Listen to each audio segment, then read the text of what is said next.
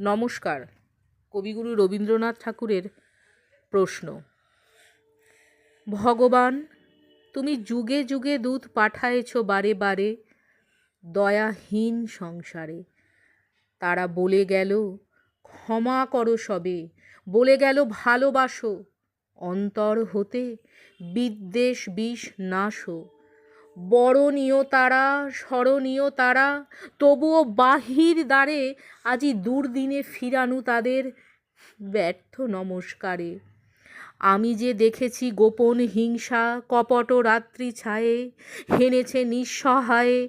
আমি যে দেখেছি প্রতিকারহীন শক্তের অপরাধে বিচারের বাণী নীরবে নিভৃতে কাঁদে। আমি যে দেখিনু তরুণ বালক উন্মাদ হয়ে ছুটে কি যন্ত্রণায় মরেছে পাথরে নিষ্ফল মাথা কুটে। কণ্ঠ আমার রুদ্ধ আজিকে বাঁশি সঙ্গীত হারা, অমাবস্যার কারা লুপ্ত করেছে আমার ভুবন দুঃস্বপ্নের তলে। তাই তো তোমায় শুধাই অশ্রু জলে। যাহারা তোমার বিষাইছে বায়ু, নিভাইছে তব আলো, তুমি কি তাদের ক্ষমা করিয়াছ?